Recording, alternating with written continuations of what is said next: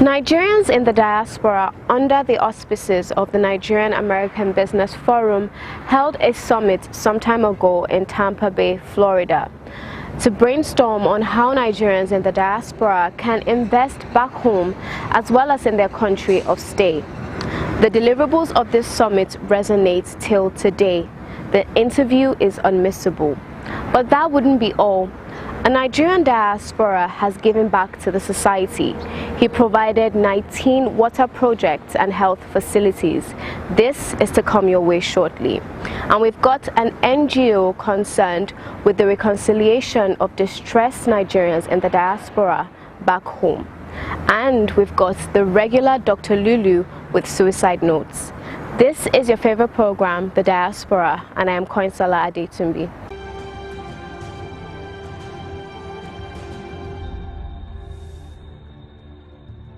Dr. Kazim Bello is a professional corporate banker and financial expert spanning over 20 years in the United States of America. Joy Adedeji of NABN TV had an exclusive interview with him on investing in Nigeria, challenges and opportunities for the diaspora. African businesses, especially in Nigeria, may want to come here and invest, and vice versa, where we have Nigerians who are doing well here who want to go back to Africa or in Nigeria to invest. But there's some kind of reluctance because people are either afraid, or I don't know if it's going to go well, or I don't know how to go about it. Do you have any advice for anybody who's trying to invest either here or in Nigeria and they're Nigerians and don't know what to do? Well, one thing you have to understand first of all is that the boundaries are tearing apart.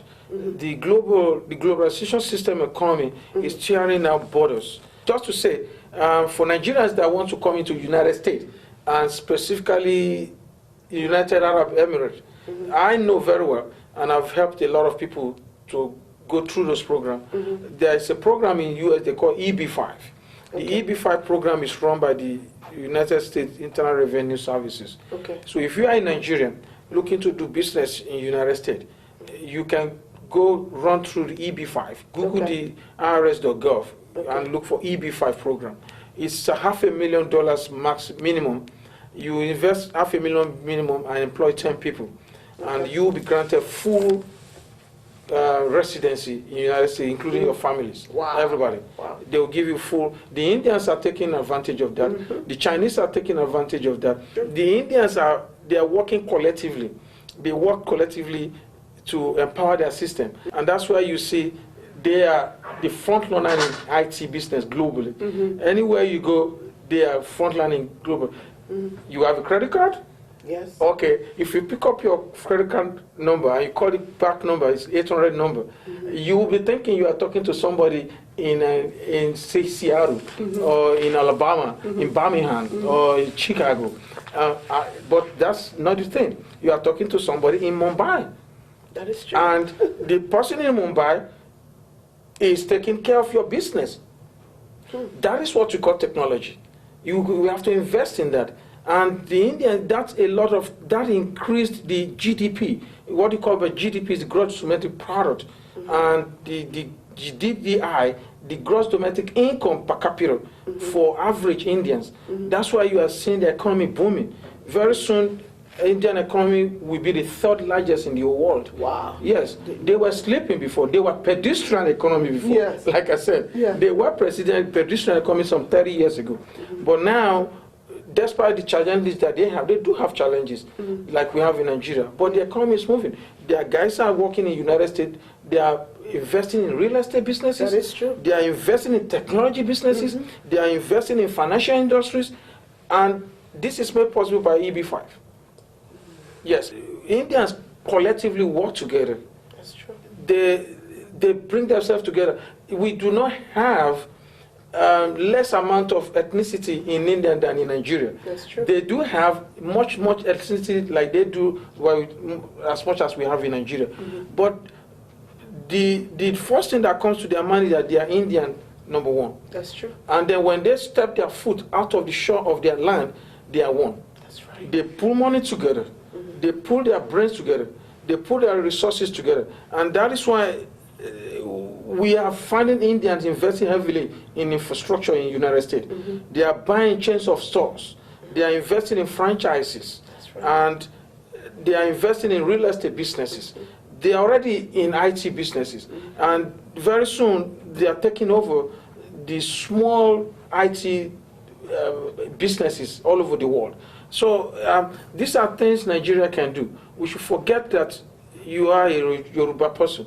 You should forget that you are an Hausa man. You should forget that I'm an Igbo man. We have to work collectively. We should do less of complaining. We should do less of acting for calling about marginalization. I technically don't understand this when Nigerians say some group are marginalized. Because of that, you don't want to cooperate. Tell me, which part of country in Nigeria is habitable? In the real standard story? Nowhere. Even if you are in Abuja, you still have challenges of maintaining the standard of living that is obtainable elsewhere. Now, we can work together as people. We can export our knowledge. The Chinese are exporting knowledge. The Japanese have done it successfully. The Indians are in the middle of it. They are exporting knowledge out of the world. Nigeria has had a lot of immigrants that are excelling abroad, but we are not working collectively. I want to cherish that. We should work together. We should turn a new leaf. We should turn a new chapter and work together as Nigerians. Many thanks, Dr. Bello, for always thinking home. President Muhammadu Buhari has always admonished Nigerian diaspora never to forget home. Be the best in whatever you do and a good ambassador of your country.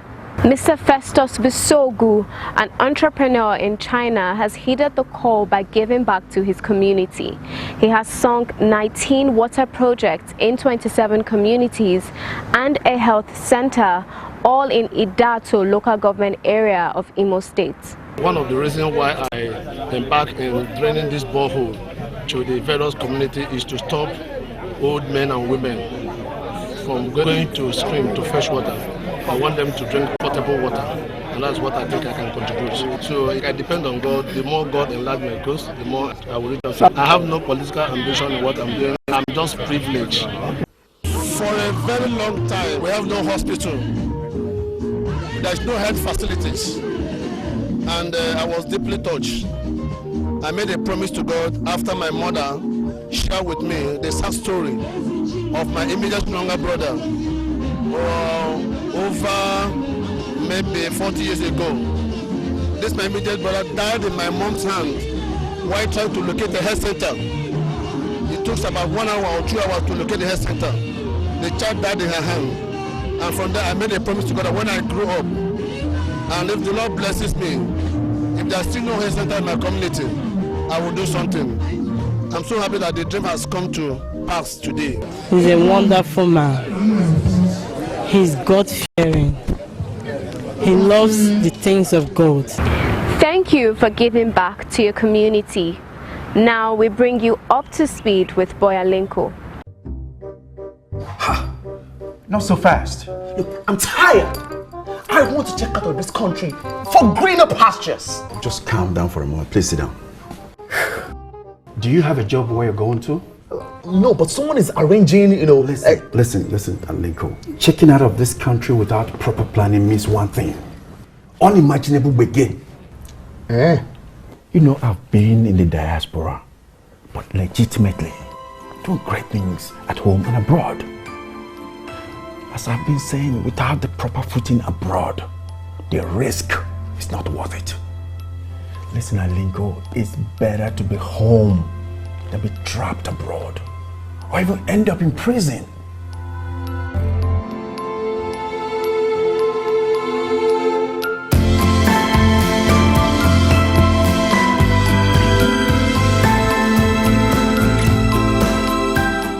The Society for the Reconciliation of Distressed Nigerians in the Diaspora, a non-governmental organization, came calling at NIDCOM headquarters in Abuja to seek partnership towards standing in the gap for distressed Nigerians in the diaspora. Please take a listen. Let me start by saying this. We were in the office trying to put things together, and a young man, seeing our signboard and the post, came in and said he has something to share with us. Can we be of help to him?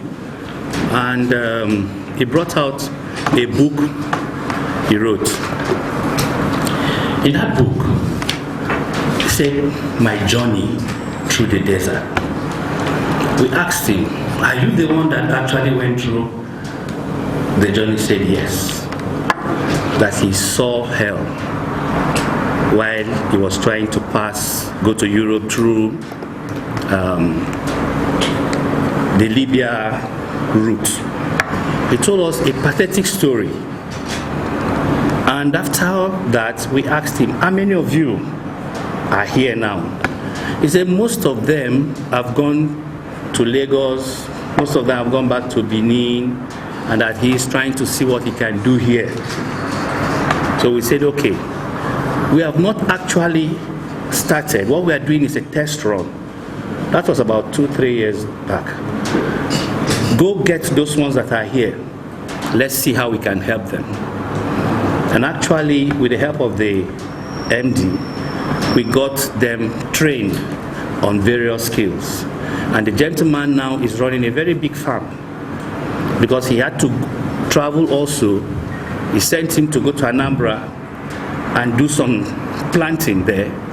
So he has a very good farm, big farm, somewhere in Masaka, here in Abuja.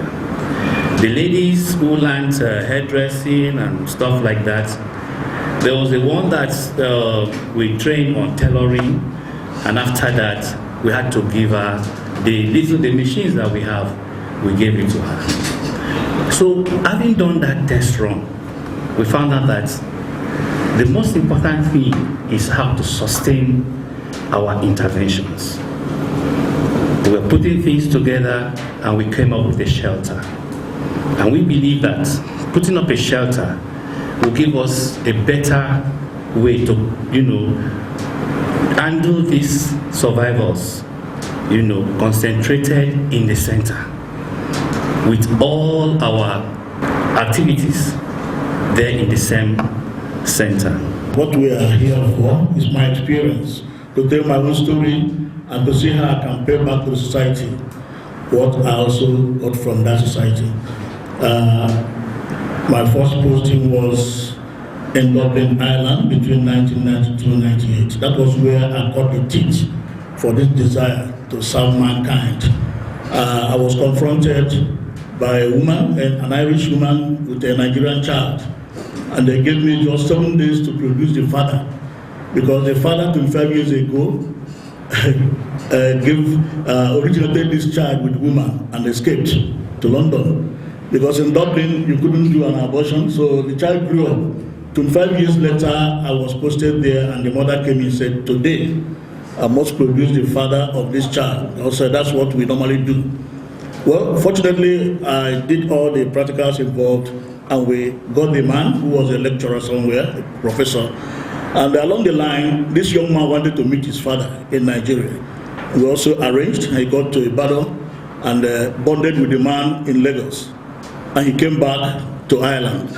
From there, other Nigerians in that place wanted to keep in touch with their country, keep in touch with their parents. Many of them are staying there distressed. That's where this word came from.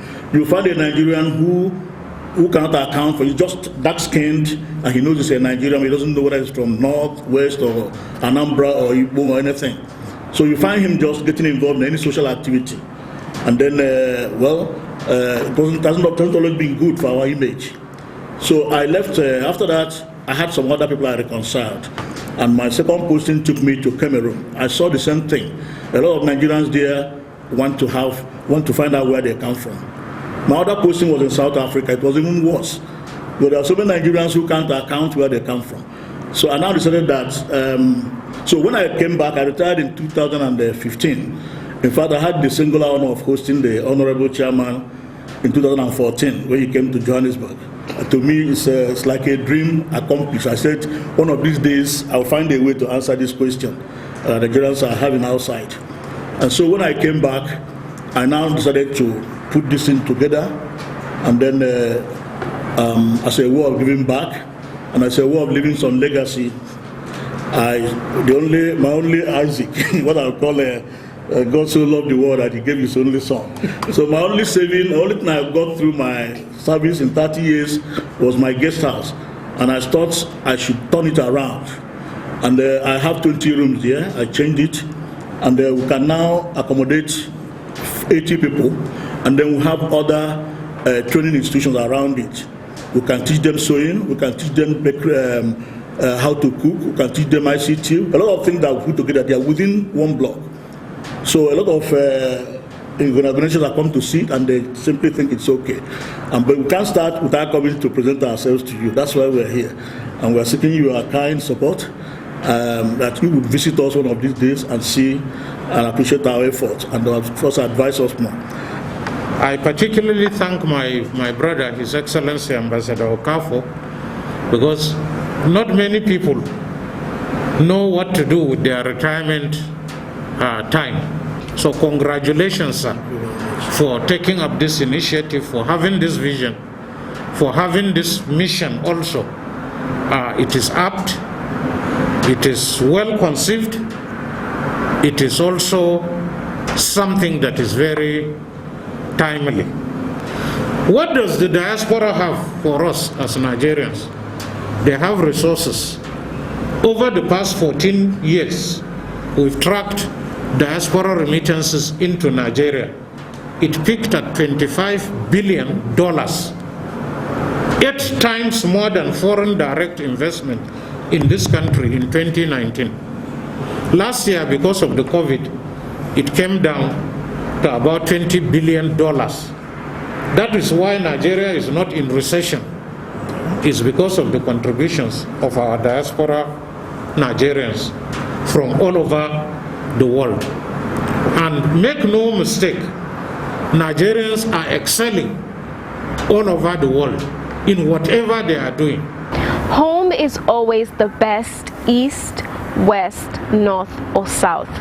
Thank you, Sonid. Now, welcome to the segment you've been waiting for, Suicide Notes with Dr. Lulu. Studies have shown that formerly suicidal youth who can find one single trusted adult in their lives will thrive. That sanctuary is what I offer my patients in my youth suicide prevention practice. And you too can do the same. Yes, you can be the one for the at-risk youth around you. And maybe you can join me in creating a youth suicide-free world by the year 2025. But that's around the corner. So we need to hurry. First thing to do, look for signs. They're everywhere. Remember 4 out of 5? The commonest signs are 1, asking questions, writing, talking about death. Most kids don't do that. Second sign, feelings of shame and hopelessness and worthlessness. Third sign, recklessness or a loss of interest in activities they once loved or just giving away their prized possessions. Second thing you can do, offer these kids empathy and compassion, not judgment and more medications. Third thing you can do, talk to them. And for me, talk stands for tuning in to the right radio frequency of your child, AKA know your kid. Secondly, ask the right questions. What's happening? What happened? Never ask why. And I know you're going to say this. Asking questions about suicide does not make somebody become suicidal. If anything at all, the child will feel like you care about them. And so I permit you to ask the right questions. And if you're going to ask questions, you might as well listen. And so I recommend you lean in, lead from the heart, close the space, and just listen. And of course, keep communication lines wide open as you get them effective help. Because you know one thing that happened in November of 2015? That day could have ended very, very badly for me. But I decided to make some changes in my life. Here's the thing though, I'm an adult. I can make changes in my life. Most kids cannot. And that's where you come in. And so the first thing I did was analyze my situation, and I realized that my antidepressants were making me worse. And then the second thing I did was I realized that my voice is the loudest voice in my head, and the things I was saying to myself were not good. Needless to say, I've since changed the way I speak to myself. And the third thing I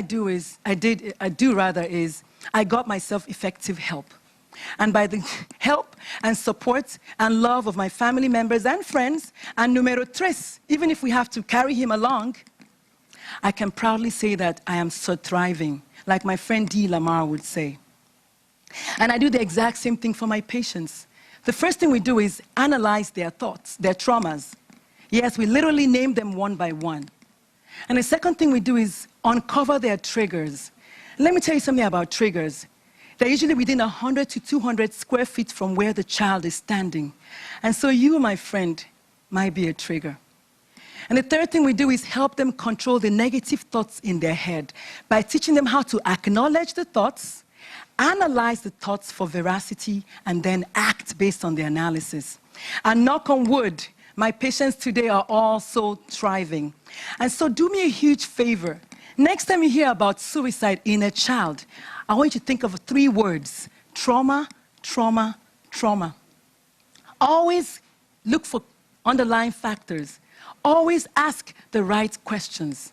Avoid jumping to a diagnosis of mental illness or giving medications, because you know what? If a child is being serially raped by her uncle or being cyberbullied by their friends, they're not mentally ill. They are being traumatized.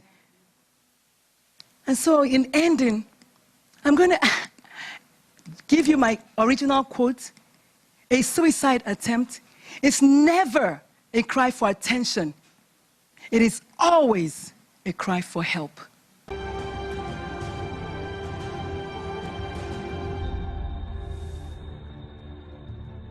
Thank you for staying all through the program. We hope it's been worth your while. And in case you have anything to share with us, please do not hesitate to do so, as we expect feedback on our show. Remember, you can reach us on all our social media platforms.